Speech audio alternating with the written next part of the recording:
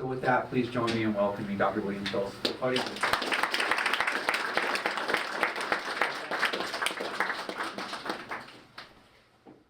Good evening. Can everyone hear me okay? Okay, perfect. I'll do my best to modulate my voice so that those in the back can hear me, but those in the front won't feel like I'm shouting at you. So it's my privilege, honor, and delight to be back in Colorado Springs. My thanks to Paul Harvey, to Jeff, and to everyone at the Center for the Study of Evangelicalism for inviting me here to speak about Jesus Springs. And my thanks to all of you for coming to listen. As Jeff said, I'll keep these remarks on the shorter side to allow plenty of time for questions and conversation. I owe a special thanks to one particular group of people, some of whom may be here tonight. The historians, librarians, and archivists, and others who have chronicled the history of this city with such care and with such thoughtfulness. Without their efforts, I never could have written this book. You are all fortunate to live in a community that values its past enough to preserve it in places like the Carnegie Library downtown, Colorado College's Tutt Library, the Pioneer Museum, and the smaller but no less important archives maintained by the city's churches and ministries. Now let me give some disclaimers at the start. I don't pretend to have written a comprehensive history of Colorado Springs. The history of any city, no matter its size, is too rich to fit in a single book. Nor do I pretend to have captured the entire history of American evangelicalism. As I learned while writing this book, evangelicalism is an extraordinarily complex tradition. So what is my book then? It's about the meeting of those two histories, of Colorado Springs and of evangelicalism. And it's about how that meeting transformed evangelicalism, this city, and American society. I argue that the Cold War militarization, which made the Springs into a modern city, also created the tradition that we now call evangelicalism. It did so by infusing Protestant revivalism with a renewed sense of patriotism and militarism. And it created spaces like Colorado Springs, where the institutions of this new evangelicalism could flourish. Now, I'm a historian by training, so I think we can learn a great deal about something by studying its origins and development. And so before going deeper into my book's argument, I'd like to say a few words about how this book came to be, about its own history. When I entered graduate school a long time ago, I planned to study the history of American Catholicism. But my curiosity led me in a very different direction. Despite having grown up in the American South, the Bible Belt, evangelicalism was still a relative unknown to me when I entered grad school. Reading classic histories of American evangelicalism, books like Ernest Sandine's The Roots of Fundamentalism, George Marsden's Fundamentalism and American Culture, and Joel Carpenter's Revive Us Again, all of which you should read if you're interested in this topic, made me realize that understanding this strange, complex, and compelling tradition was essential to understanding American history. By my second year of grad school, I'd become a convert, if not to evangelicalism, then at least to its history. But how did I choose Colorado Springs? Time for a confession. When I arrived here on a gorgeous June day in 2014 to begin my archival research, driving my newly purchased and distressingly temperamental Hyundai Sonata, I had never been to Colorado Springs before. Like my decision to study evangelicalism then, My decision to write about Colorado Springs was born out of curiosity rather than personal experience. I learned about the springs through a research paper I wrote. The topic, religion and space, outer space, to be precise. I wanted to know how religious Americans made sense of the space race, and so I spent a summer visiting churches in and around Houston, examining how pastors and congregants, many of whom were active in the space program and some of whom were astronauts, understood the American conquest of space. In the process, I encountered Jim Irwin. For those of you who are not familiar with the name, Irwin was an astronaut who went to the moon as part of the Apollo 15 mission. While walking on the moon, he had what he later described as an intense experience of God's presence. On returning to Earth, he formed an evangelistic ministry called High Flight.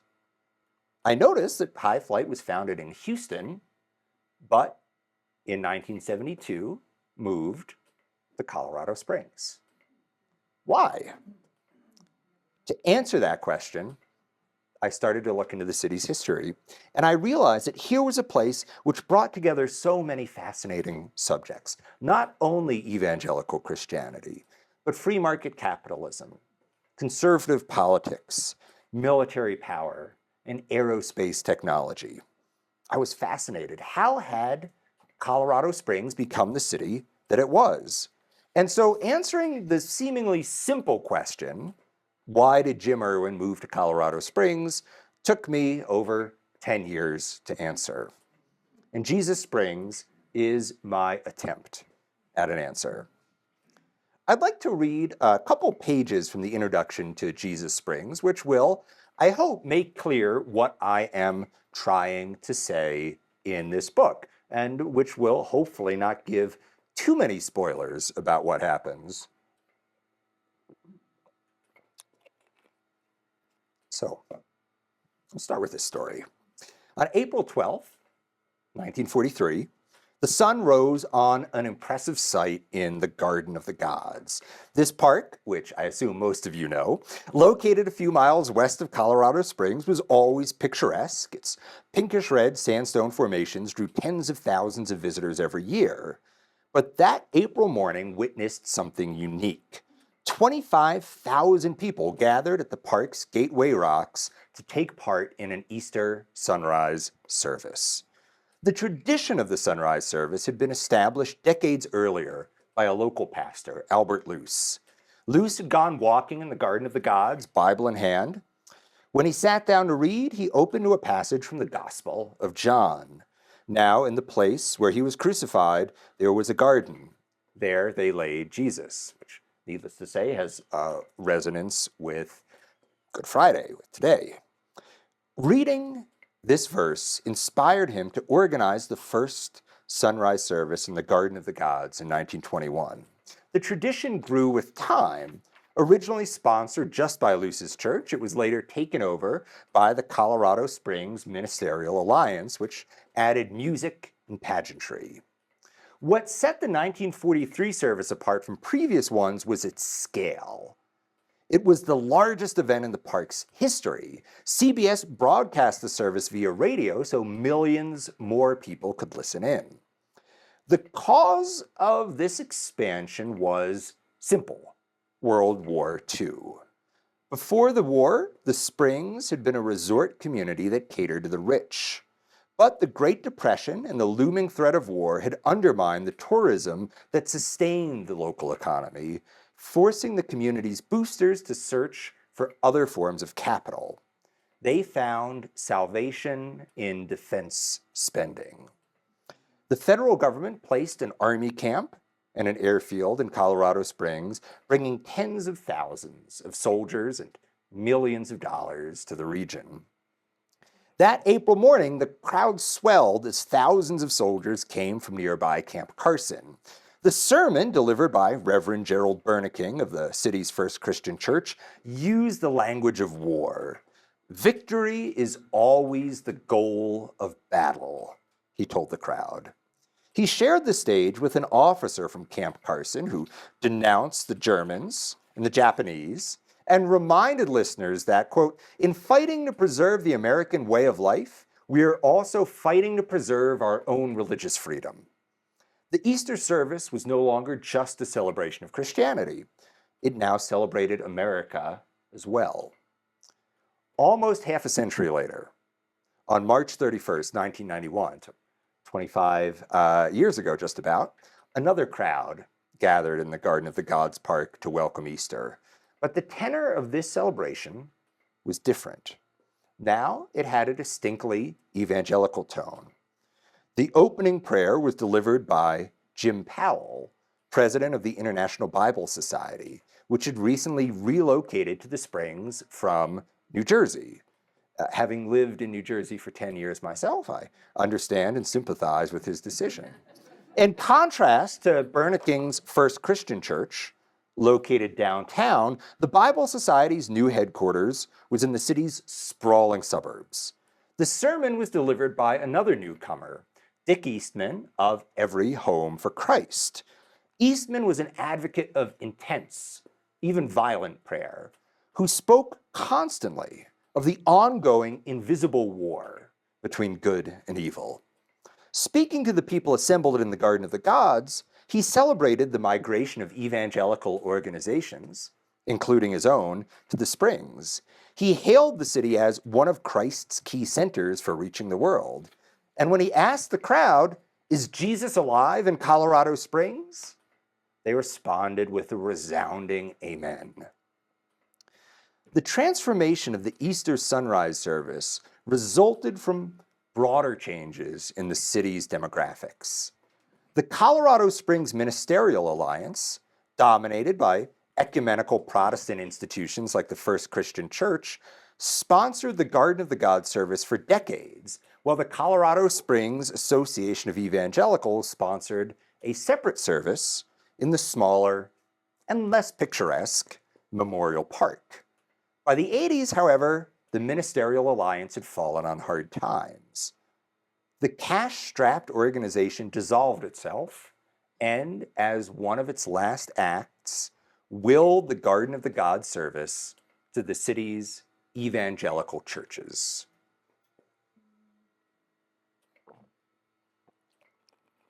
Jesus Springs uses the difference between those two Easters to illuminate the religious history of the United States. Colorado Springs, and here's the line that Jeff quoted, is the ideal place to study one of the most important aspects of this history, the growth of a social movement called evangelicalism. Dozens of evangelical organizations called the city home, radio stations, publishing companies, missionary organizations, and more. They ranged from multi-million-dollar multinational enterprises to one-person operations run out of somebody's basement. It was also home to multiple megachurches, including New Life, which one journalist called America's most influential megachurch. The evangelization of the Springs began in the 1940s, when the city's business people and pastors began courting Christian institutions with promises of cheap property and a welcoming community. The process unfolded gradually over the next couple decades, and it was not until the 1990s that this transformation received widespread public attention outside the Springs, thanks to a series of high-profile political conflicts that gave the city its nickname, Jesus Springs, the title of the book, which I'm happy to talk more about in the Q&A. The transformation of Colorado Springs overlaps with the Cold War. And herein lies my argument. The early Cold War was the pivotal moment in the emergence of modern American evangelicalism. Between the 1930s and 50s, a rising generation of conservative Protestants sought to Christianize the United States. These men, and almost all were men, believed that the Protestant mission to create a Christian nation had been undercut by constant infighting. To reassert Protestant dominance, they needed to bring order out of this denominational chaos. They did so by encouraging theologically diverse, but generally conservative Protestants to think of themselves as evangelical. Scholars have debated the precise meaning of evangelicalism ever since. One of the most common definitions, proposed by the historian David Bebbington, defines evangelicals as Protestants who believe in the importance of conversion, the inerrancy of the Bible, the centrality of Jesus' crucifixion, and the need to evangelize. In recent years, many scholars have challenged this definition. A new wave of scholarship de-emphasizes theology and instead stresses that some combination of white supremacy, conservative politics, and consumer capitalism is the essence of American evangelicalism. Neither approach is entirely satisfactory. Critics of Bebbington's definition are right to point out its frustrating ambiguities. But the new scholarship has its flaws. Most notably, it treats relatively common attitudes among white Americans as distinctly evangelical.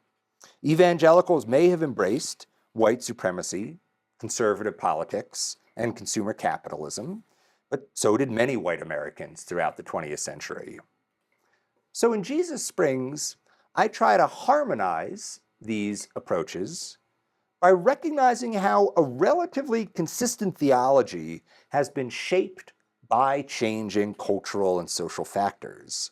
So for my purposes, I define evangelicalism as a 20th century social movement that grew out of 19th century Protestant revivalism and which sought to Christianize the United States by converting as many people as possible and, perhaps more important, by securing recognition of Christianity as the dominant force in American life.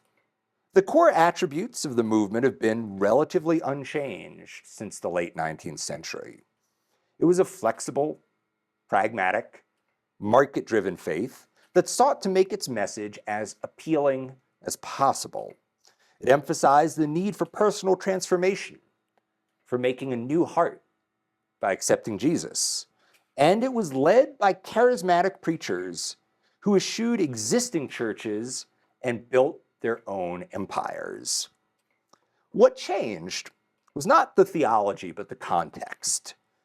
The historian Matthew Sutton, who just recently published a great history of American Christianity, has noted the pivotal role that World War II and its aftermath played in the development of evangelicalism. He wrote that the post-World War II evangelicalism is best defined as a white, patriarchal, nationalist religious movement made up of Christians who seek power to transform American culture through conservative-leaning politics and free market economics.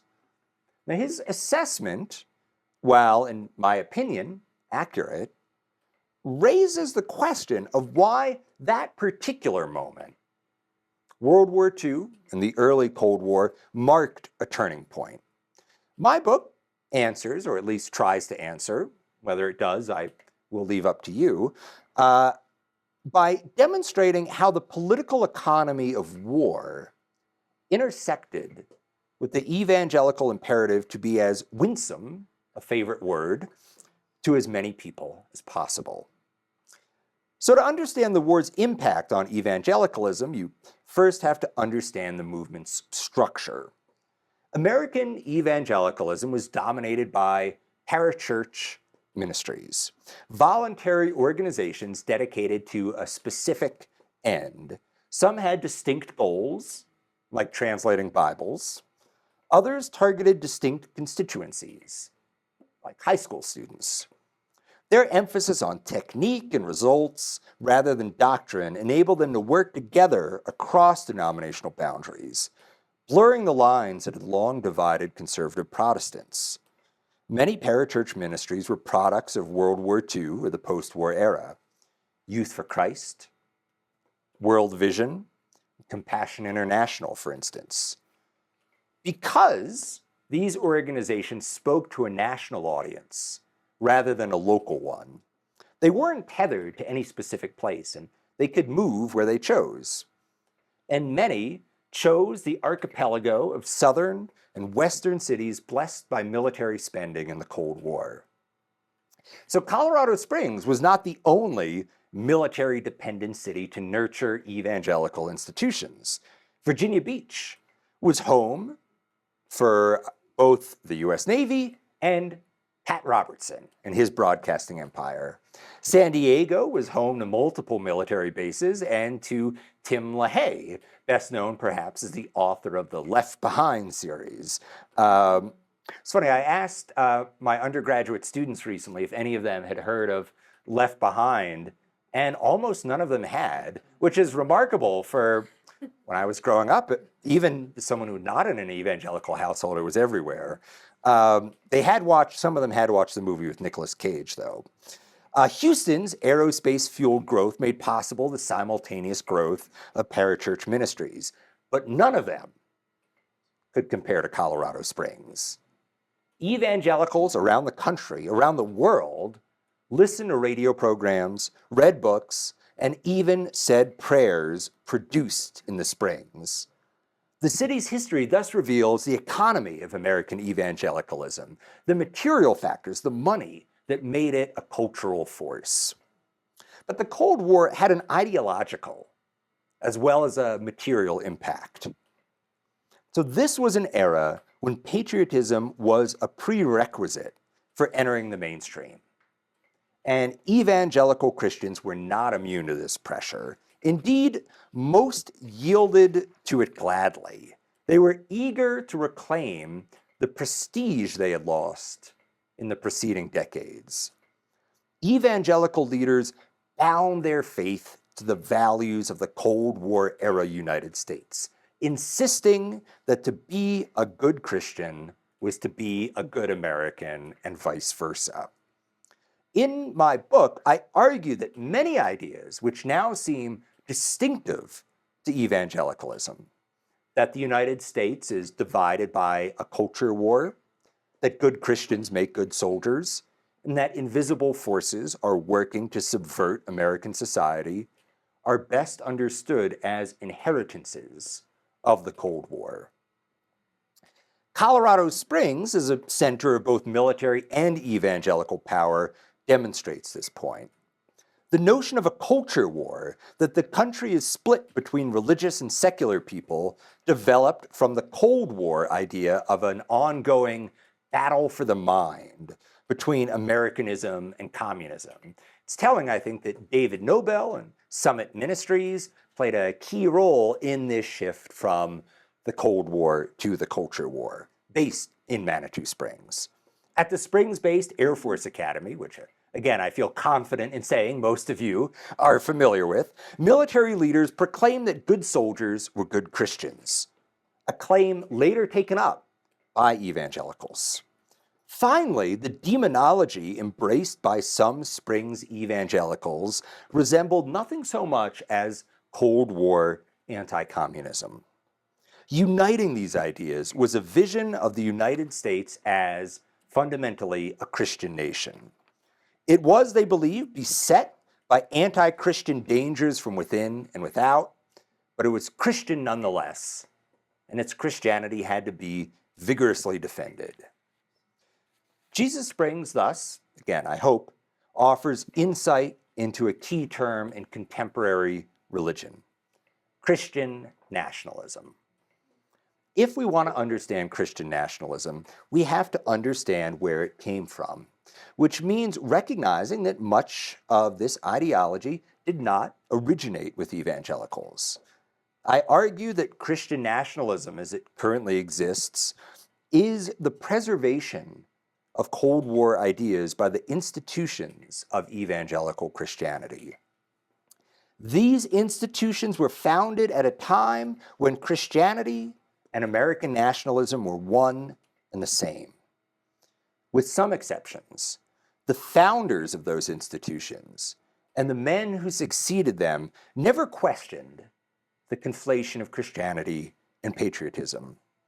Many loudly reaffirmed the idea as a way of distinguishing themselves from their liberal Protestant rivals.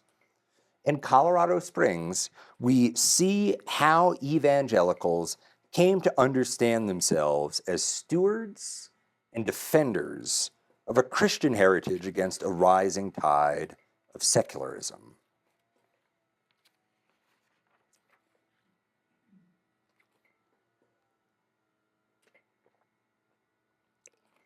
So the 5 chapters, when I originally proposed this dissertation, there were 17 chapters, which gives you a sense of how ridiculous my ambitions were.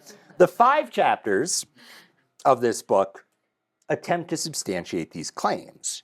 The first describes how the values that dominated the city's business and political leadership in the 40s, a combination of economic growth and moral traditionalism, attracted evangelical organizations, starting with Young Life and the Navigators. The greatest influx of ministries came in the 1980s and 1990s, when local boosters, in an effort to rebuild the economy after a real estate crash, stepped up their recruitment of these organizations.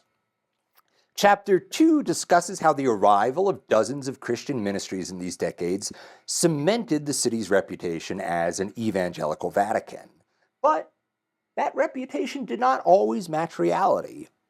Events in the 1990s revealed that evangelical influence in Colorado Springs was always provisional, limited not only by progressive opposition, but also by forces like courts, bureaucracies, and businesses.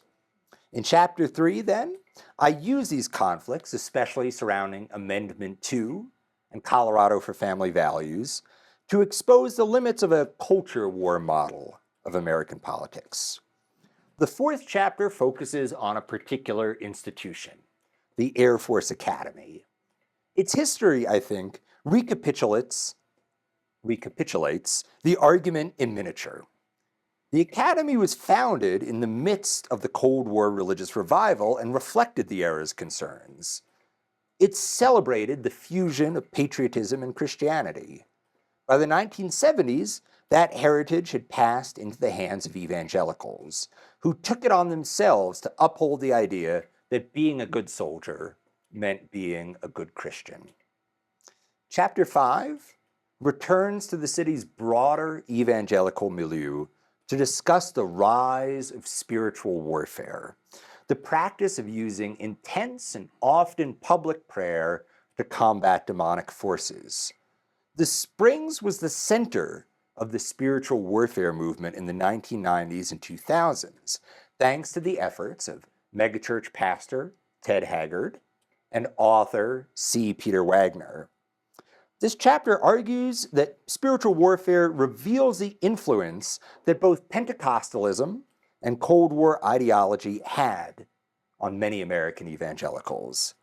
The language of struggle and conquest, which evangelicals would carry with them into the 21st century, and which still dominates our politics today, was the inheritance of a religion reborn in the shadow of a global war. So let me end the talk by posing and then trying to answer 3 questions, maybe as a way of priming questions you might have. First, what does this teach us about American evangelicalism? If I had to single out a key point, it's that evangelicalism is invented anew each generation. American evangelicals wanted to reach people where they are, and so use the methods and language of contemporary culture.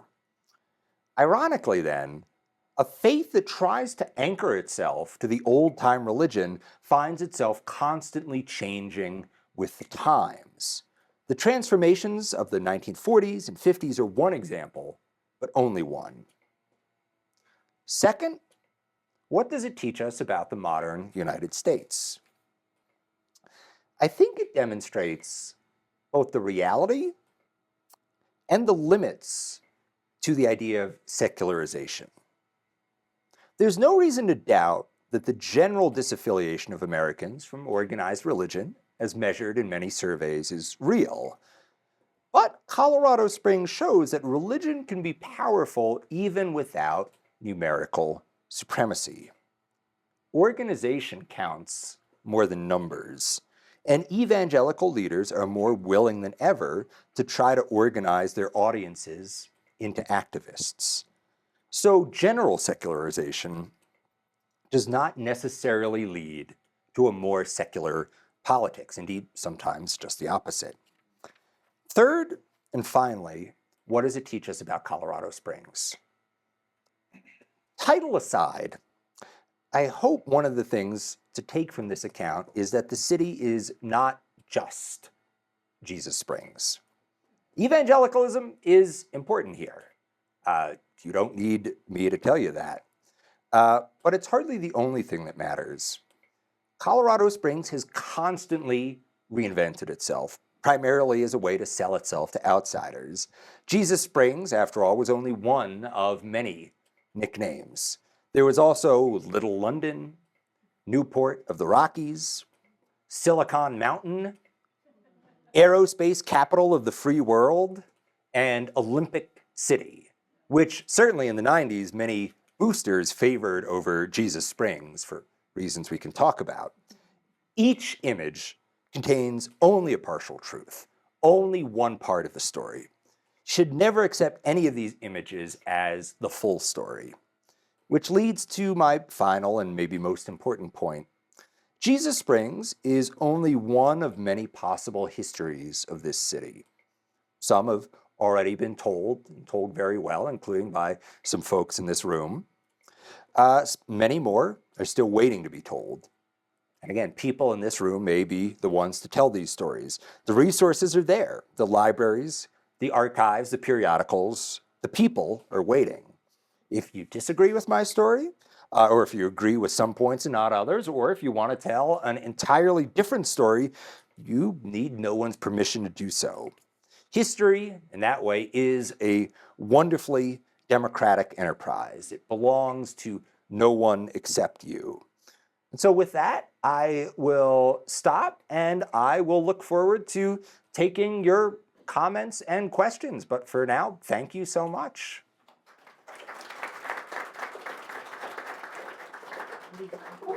Would you say more about Pentecostalism? You just referred to it, but say more about what its influence was. Sure. So Pentecostalism, for those of you who might not be familiar, is a general tradition within Christianity that emphasizes the power of the Holy Spirit.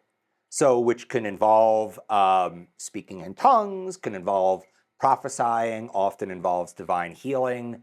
One of the things that I noticed in my research was that the first generation of evangelical organizations that came to Colorado Springs they were generally not Pentecostal in tenor.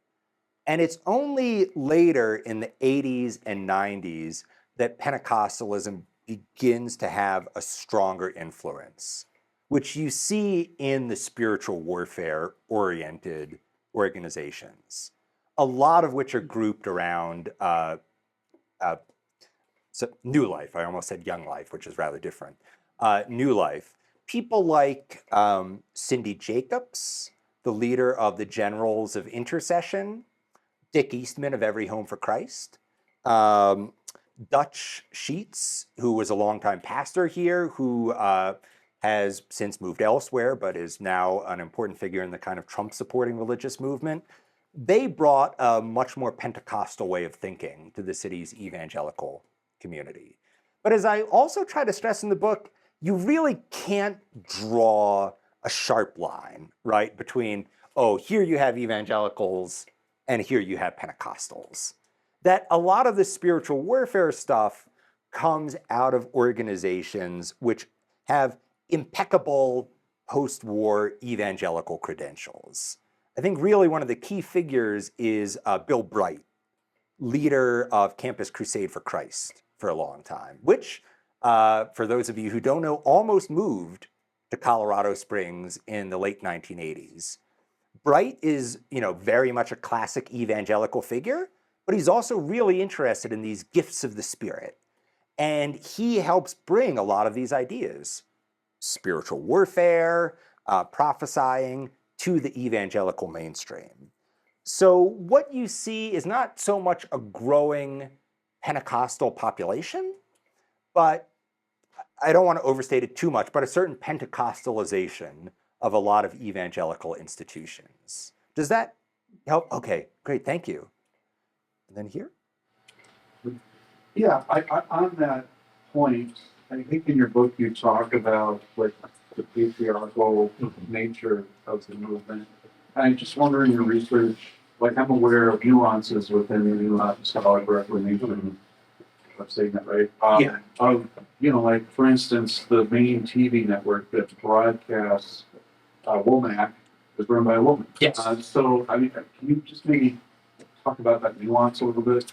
It is such a really fascinating mix of intense patriarchy in which now and then female preachers are able to gain some influence. So like Paula White Cain is also a good example of that.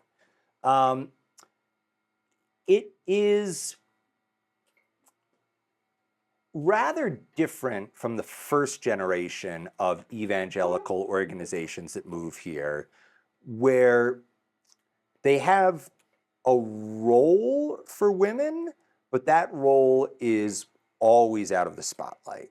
That women are the ones doing the underpaid or unpaid labor that makes a lot of this religious work possible.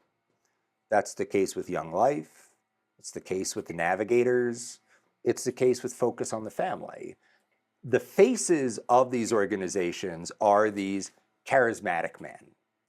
Dawson Trotman for the Navigators, James Dobson for Focus on the Family, but the work is predominantly female. The new, again, the new more Pentecostal influence ones do have more space. So someone like Cindy Jacobs is able to create her own organization and is able to speak with some authority. But it's always a provisional authority. And even in Jacobs' own telling, there are some really harrowing instances of the really brutal sexism that she faced within the community. People utterly insistent that a woman could not lead one of these movements.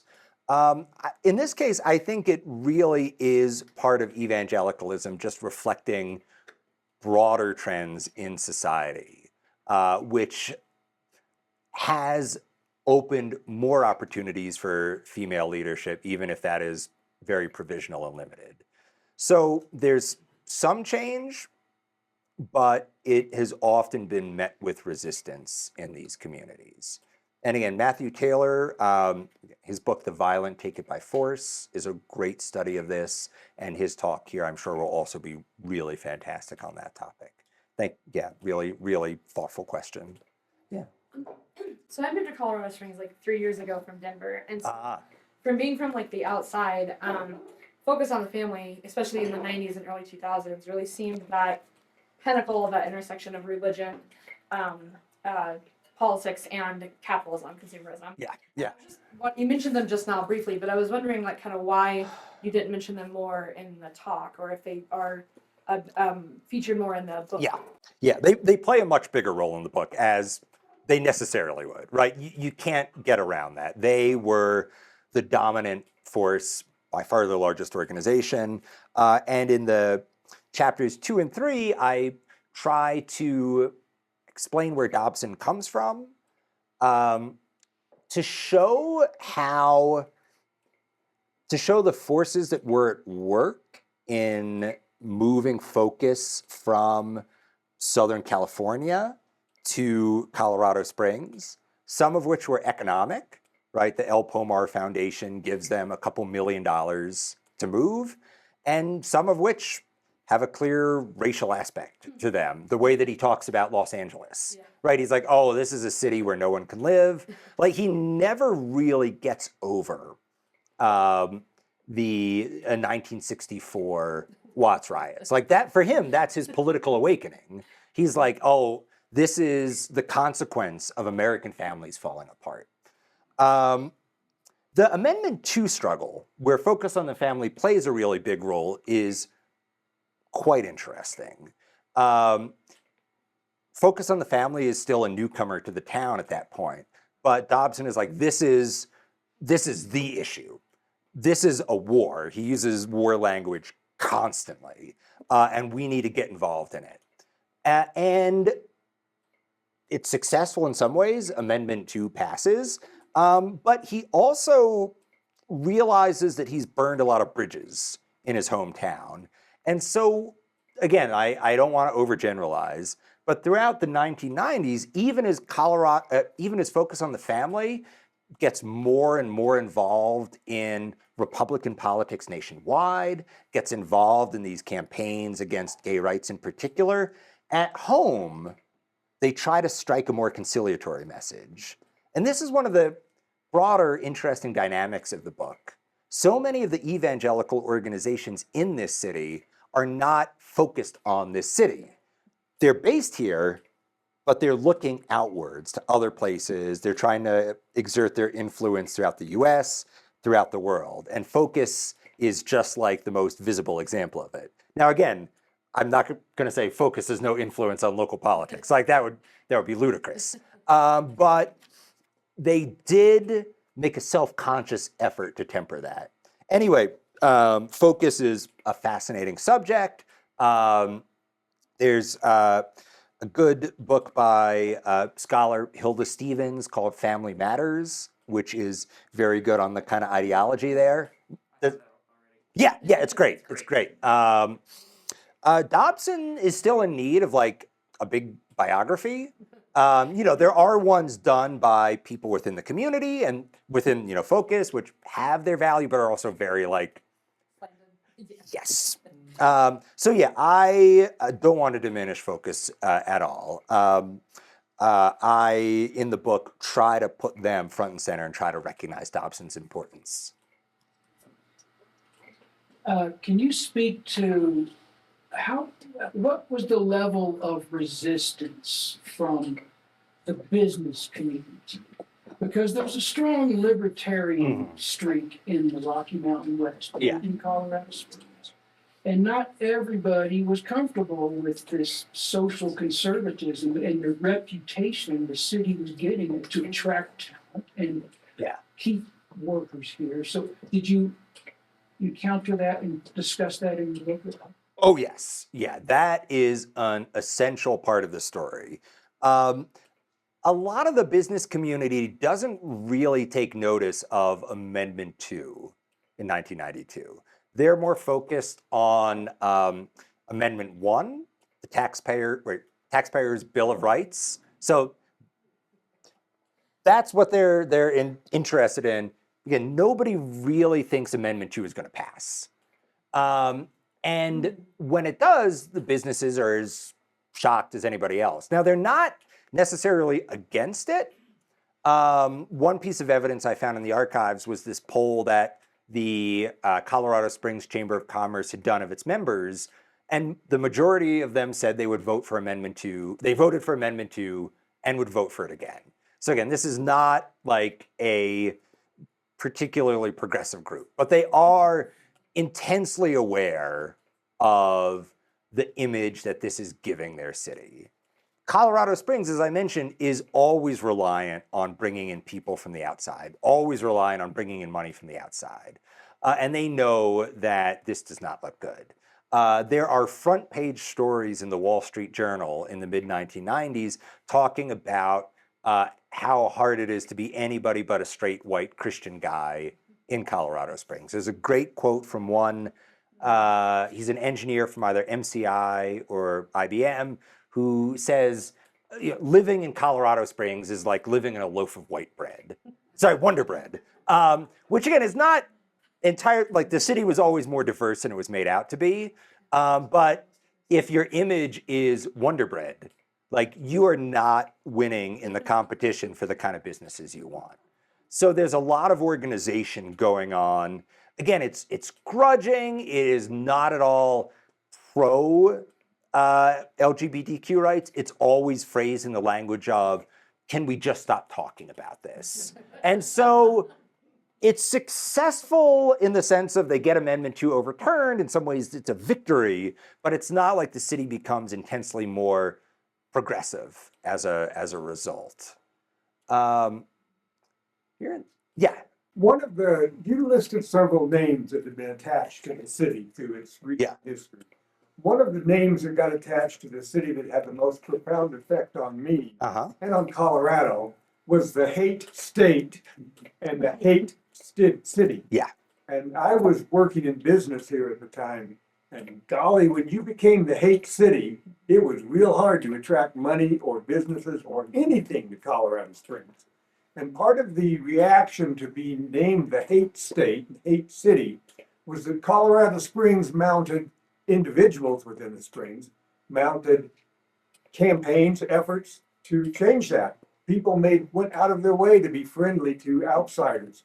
I remember working in convention floors around the country, and when people were looking at my wares and I told them I was from Colorado Springs, they'd back up and say, "Woo, the hate city." And then I'd tell them, "Look at what I'm offering, look at what I'm talking about, look at what I'm selling." So in your description of how the names affected evangelicalism, do you think the designation of hate state and hate city had some impact on the power and the enthusiasm of evangelicalism in this area? Yeah. So, again, I'm not an expert in business, but I do know that if the nickname your city gets is the hate city, that's probably not good. And there's a boycott of Colorado Springs and Colorado. Its effectiveness is not entirely clear, but it does get a lot of attention. It is also funny how many other cities and states swoop in to try to take advantage of it. Like saying, "Oh, well, you don't want to do business in the hate state, so why don't you come to Pennsylvania? Why don't you come to California?" It's kind of funny to read those kind of things. Similarly, the interesting thing is within the evangelical community, there are in the 1990s some voices who, again, they're not progressive in any sense, but they don't want their faith to be known as inextricable from Republican politics. And so again, they are also part of this group, which works in a very hesitant, provisional way with business community. It's one of the people trying to lead the compromise to get rid of Amendment 2 is an attorney named Greg Walta, who is himself an evangelical Christian. Now, again, that's not the entirety of the evangelical community. There are some who, I don't want to say they embrace the hate state label, but they're not troubled by it. To give one example, so Village 7 Presbyterian was a really important part of the Amendment 2 campaign. The longtime minister there was a guy named Bernie Kuiper, this very conservative preacher. In the wake of Amendment 2, which Kuiper had supported, someone went through the parking lot of Village 7 Presbyterian and put flyers on the cars saying, "Hate and fear are not family values." The next Sunday, Kuiper preaches a sermon titled "Hate and Fear, Good Family Values." So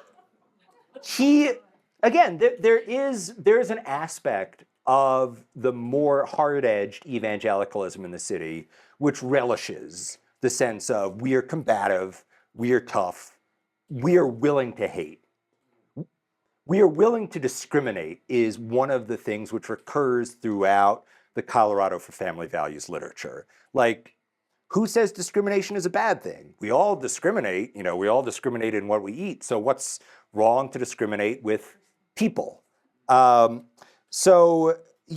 language of hate, It's also tied into the emergence of the concept of hate crimes in this era, 80s and 90s. That's something I'd love to do a future project on, but you know, maybe I will ask a student to write a thesis on it and live vicariously through them. Yes, thank you for your presentation. So I was wondering if you are, if you know the book War for Eternity, from a professor University of Colorado in Boulder. No, what's it called? War for Eternity. No, I don't know that one. Nationalism, the connections with far right. Mhm. Why I'm quoting that? I mentioned that because this professor from the other camp, our sister campus here in Colorado, he wrote something that I've been studying for quite a few years, and some connections between big leaders in the far right, like Steve Bannon here, or Olavo de Carvalho in Brazil, or Alexander Dugin behind Putin in Russia. And they use this platform of traditionalism to return to values of the Middle Age, the hate against anything that is modern for them, and return to traditional values that sometimes are good, sometimes are not necessarily good, but they don't try to separate because they want to bring the whole agenda in. And there are discussions about amongst some specialists that this use of this the religious aspect is being very important for instrumentalize population towards their political goals. And I was wondering what are your thoughts on this use and connection of politics with the religion that eventually even change the mentality because, for example, I'm not American, but I grew up learning that America brought the model of democracy to the world, modern. That America brought to them the freedom of speech, the freedom of religious freedom to the modern one in the way it is the separation between church and state. Mm-hmm.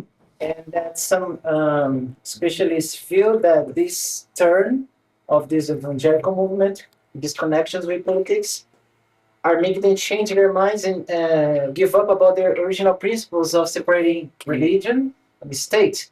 And these connections are making them go towards the original religion from Europe, the Catholic Church, that once persecuted them, make them to escape here to create a nation without king and a church without pope. Yeah. And now these political connections in modern days are making them to change their minds towards the original enemy that created what they are now. Yeah. It's kind of crazy. I was wondering how are your thoughts on this? Yeah, so I mean, a couple things. First, I will have to check out the book, War for Eternity. I will look. Yeah. So I will look that one up. It sounds fascinating. A couple things, and here my comments will kind of range a little beyond Colorado Springs, because while we see these phenomenon here, I don't think it is unique. The separation of church and state, for evangelicals who get involved in politics, that's one of the first things they're going to wave away. A common refrain, right, is separation of church and state is different from the separation of religion and politics. So while, we're not trying to have an established church, but we're just trying to infuse our values into American society. And so there's a definite preoccupation with many people in conservative evangelicalism with demonstrating the long history of religion's role in American politics. So, David Barton, who is a name some of you may be familiar with, is both the most important and probably most dishonest figure in this trend, trying to show that, religion and politics have always been together. The freedom of religion one is a very interesting point, because that language, especially from the 1990s, has become almost ubiquitous in conservative Christian circles. The idea that our freedom of religion is being infringed upon by secularism and by liberalism. We just want to live out our values, and liberals, secular humanists are trying to keep us from doing that. And this plays out particularly in the courts, right? Including the Masterpiece Cake Shop one, which originated not right here, but in Colorado. I mean, the place where this intersects with my book is in the Air Force Academy story, where, again, talk of religious freedom is inescapable, but people don't agree. Religious freedom for whom and for what ends? Is it freedom from being proselytized, or is it freedom to proselytized? So a lot of these terms, even one as seemingly straightforward as freedom of religion, are so flexible that they can be molded in lots of ways. Anyway, thank you. Yeah, I just a little comment on that. This comment was because since I moved back to US, I studied here now. I came to work here. I heard many topics that seem to be very old, like for example, big figure, late Charlie Kirk. Appreciate some things he's saying, but other things I don't agree with. One of the things that brought some concern was his support for the return of blue laws. Yeah. So some of these things are strange. Yeah, to me it seems like the ideological connection between the Latter-day Saints or Mormon churches and Christian nationalism, that seems very strong. Yeah. So I was wondering from both, a Christian nationalist sort of perspective, and then also the economic connection, could you speak to how that has impacted the Springs? I wish I could speak more. This is, there are a lot of problems with my own book. Let's say not problems. There are a lot of places that my book does not cover as well as I wish it could. And the LDS Church remains one of the big unexplored terrain. I know we had an event at Colorado College yesterday where someone brought up, especially in the northern part of Colorado Springs, which used to be the sort of heartland of evangelical institutions, that LDS institutions are becoming much more common.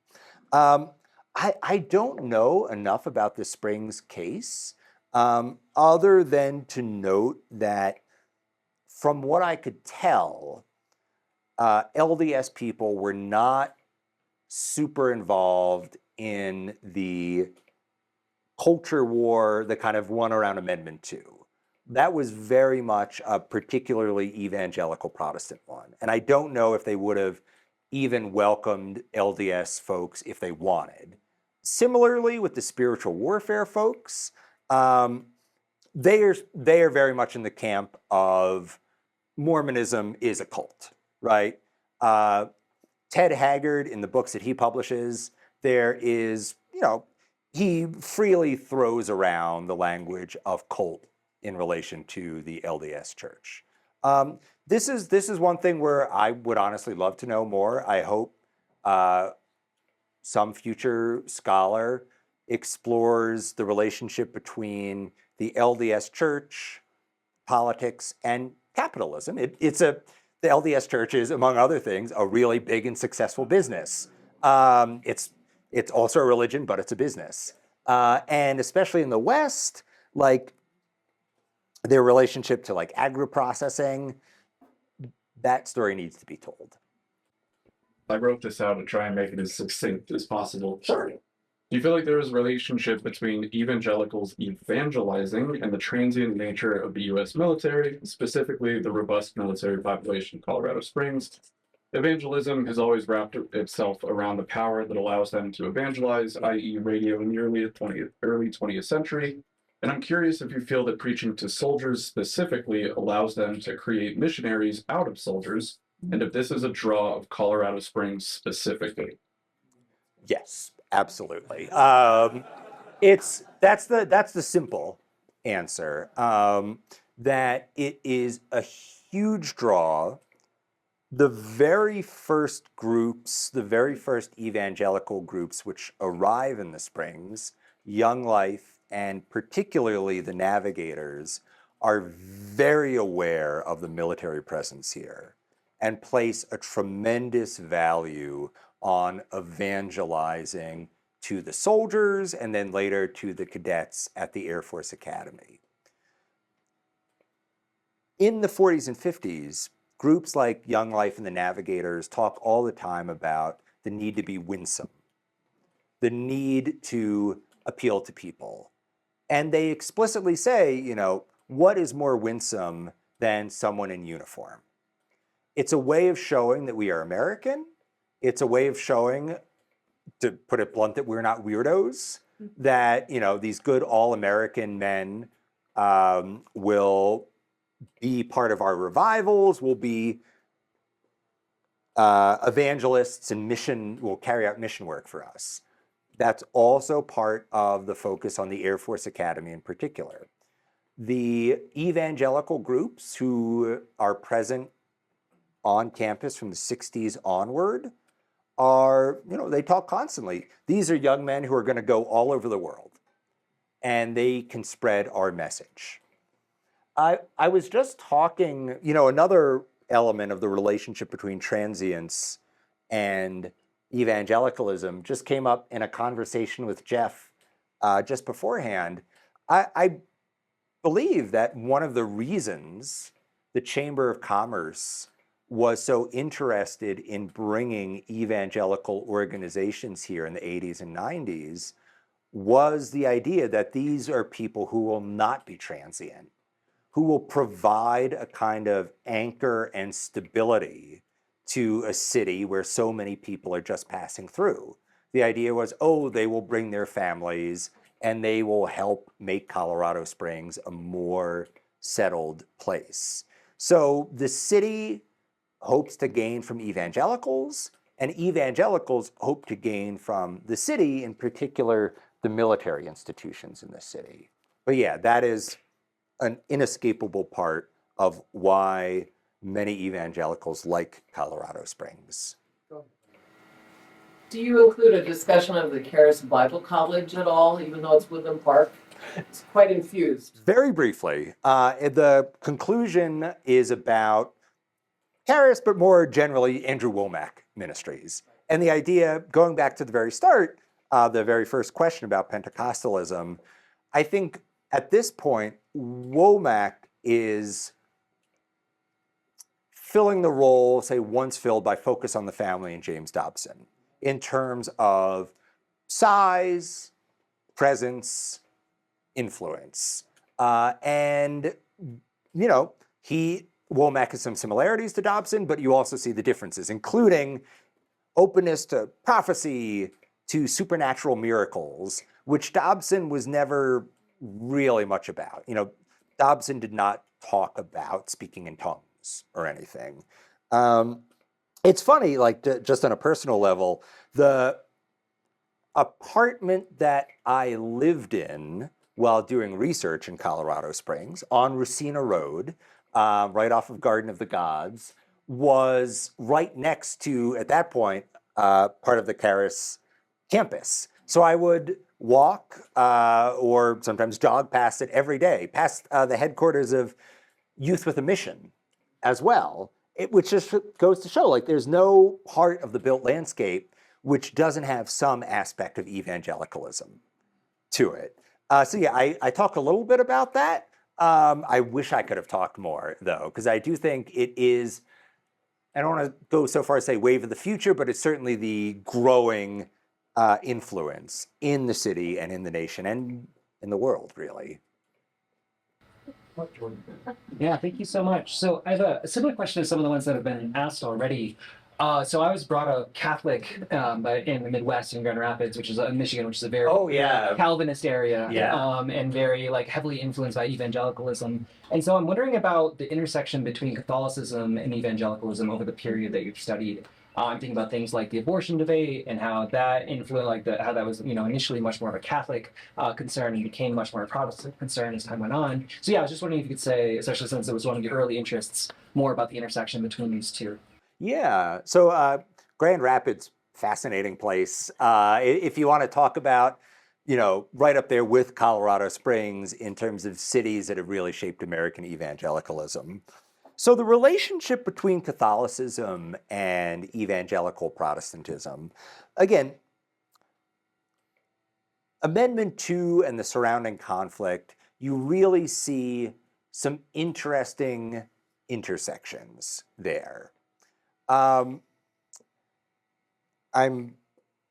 going to forget, I believe it's Charles Chaput, who is the Bishop of Denver in the 1990s. Am I? Okay, just want to make sure I'm not obviously wrong about that. Does not announce his support for Amendment 2, but he also declares that he takes a neutral stance on it. Whereas in a lot of other communities, when similar anti-gay rights, anti-LGBTQ issues are put on the ballot, Catholic bishops, who are, again, are not paragons of liberalism, nonetheless speak out against it. So the relative neutrality of the Catholic Church in Colorado, I think, played an important part in Amendment 2's passage. A really interesting thing is in the court case, Romer v. Evans, which follows from that. So all of the leaders of Colorado for Family Values are evangelical Protestants. But when it goes into the court, the experts that they call on to testify in its favor are predominantly Roman Catholic. Because in their thinking, Catholic thinkers can provide a non-religious explanation for discriminating against LGBTQ people. The idea is that, natural law, this system of sexual conservatism, is not religious, it's just natural. So one of the expert witnesses in favor of Amendment 2 is a guy named Robert George, who is a very prominent Catholic political philosopher at Princeton. And he talks about how, Amendment 2 is not religious bigotry, it's just the expression of natural law. The strongest defender of Amendment 2 on the Supreme Court, when it reaches there, the guy who writes this blistering opinion or blistering dissent saying Amendment 2 is just and good, is a Catholic, Antonin Scalia. So I think the Amendment 2 struggle reveals an interesting dynamic of predominantly Protestant activists linked to a small network of Catholic intellectuals who provide, or at least try to provide, a certain intellectual legitimacy to it. I know there's much more that could be said, but that's really what struck me. That's what I try to bring out in the book.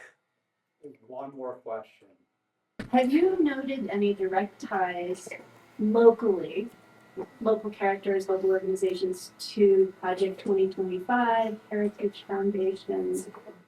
That I wish I knew, and I can actually give a short answer to this one.